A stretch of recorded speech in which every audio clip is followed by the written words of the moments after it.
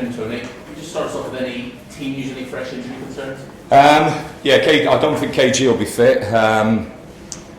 And Jerome Thomas, who trained early in the week, has picked up a niggle as well, which has put him back. So, and obviously with Cameron suspended Saturday, we had a few down. Just whilst we're on the injury front, is Glenn Murray getting any closer? Glenn hasn't trained with the first team this week. He joined in a little bit last week, just on non-contact stuff. So, you're looking at maybe another 3-4 weeks before Glenn is anywhere near it. Let's move on to one shares your favourite subject this time of year. Transfers, anything in the pipeline? Yeah, there's been stuff in the pipeline for 3 weeks. The unfortunate thing is we've not been able to do any business. So, the 3 weeks was going to be a very, very important 3 weeks. And we've not managed to do it. So, by hook and by crook, we have got to try and get players in. That must be very frustrating for you. It is in respect that the targets are there and you want to try and get the targets. But that's football. You need three. You need both clubs to agree. You need the players to agree. So it's difficult at times. But I thought we would have had them in by now. What is the reason for the delay? As I've just said, there's three different. It's two clubs. The players. You've got to get everybody on the same page before deals are done. Some names to throw at you: Stephen Taylor, Scott Dan. Any truth in those names? Are they players on the horizon? There's millions of names. I had a phone call this morning. A fellow went through about 15 names. It's something at this time.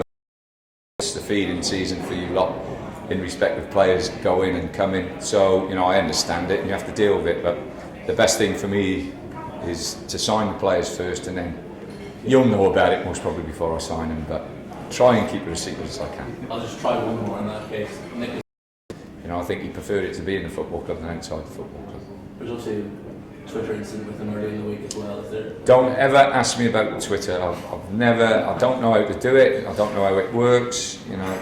People tell me it's about someone waking up in the morning and telling all his mates what he's having for breakfast. I just find it amazing. Years ago I used to talk to people. Yeah. Then we just asked you very finally about obviously a significant fixture from a personal point of view for you on Saturday. Yeah, it's lovely to have Stoke coming down this weekend. Fantastic 10 years there. Wonderful memories of the club. And it's really, really nice looking back at when we first went there. And when I say we, I mean my staff and everybody, the players that we used. Talking the other day to Kempy about Taggarts and the Brammers and people like that we first started with, and the stuff that Jerry used to get up to, Gifton, Noel Williams, Zach Mbai, and they'll be some of those players, that they don't get the credit that most probably they deserve. Peter Andy's side at the end of the season, Greenacre, people who kept us in. I don't think people realise that we were one game away from being relegated to the third division. That first season I was there. And we had to get a result against Reading, who were in the playoffs. Alan Pardew was manager there, and we managed to beat them 1-0, and that actually kept us in the championship. Otherwise, that club would have gone down, and it would have been. I wouldn't be here talking about it. I'll tell you that now. Obviously, it'd be different if you were going to Britannia. They're the away fans this weekend, but would you still expect a warm reception? I've got wonderful memories of that football club, and one of the things that will always stick with me is the people of that area. I've got very, very good friends there. The people of that area are special people in lots of ways. They're very straight, very forthright, very honest, and they say what they think and they let you know what they think, which is always with me. If they want to give me some stick, it's not a problem. If they want to clap and cheer, not a problem again. But nothing will take away my feelings for the area, and never mind the football club. Just very finally on the same subject, there's no sadness or bitterness on your part from the way it all ended? No, I was speaking to a reporter yesterday to actually leave the club on good terms, and to actually have worked for a wonderful person like Peter Coates and his family. John, Denise, everybody connected to the Coates family have been wonderful friends, and not just of me, but my family as well. And my daughter lost a baby last year, who was only 2 weeks old, and she's running the London Marathon this year for a charity called Bliss, and one of the first checks we got was from Peter, and that, you know, that just shows, you know, the relationship we've got and had, and what a wonderful person he is. Thanks, Stuart. No problems. Tony, what have you made of Mark Hughes at Stoke, and how do you see it different to the team that you were there? Stoke City, ask Mark that. You know, that's nothing to do with me. I left at the beginning of the season. You know, what I'm more concerned about is getting some players in here quickly to get some results to give us a chance of staying up. All my focus now is on Crystal Palace. My 10 years at Stoke, absolutely fantastic, wonderful time. But that's gone now. That's, you know, they're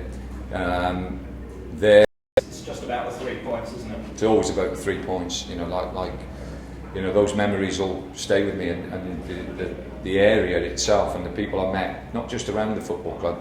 You know, I haven't even mentioned the Donna Louise Trust, which was a big part of my life there as well, for, you know, for the young children in that area. You know, that area was yeah, very kind to me and my family, and great times there. Have you noticed many changes at Stoke since you left and Mark Hughes took over? The sort of team that you're not. Yeah, the team that I'll face, you know, 95% of the team are still there, so the players are still there. So I know the players well. Great group of lads. Like I said, they were very good. The majority of those players, you know, seen the club get to a cup final and Europe, and establish the club. You know, this is their 6th year in the Premiership, which is absolutely fantastic. And do you think those players are likely to be more motivated? Oh, I'm sure they will be. Yeah, I'm sure they will be.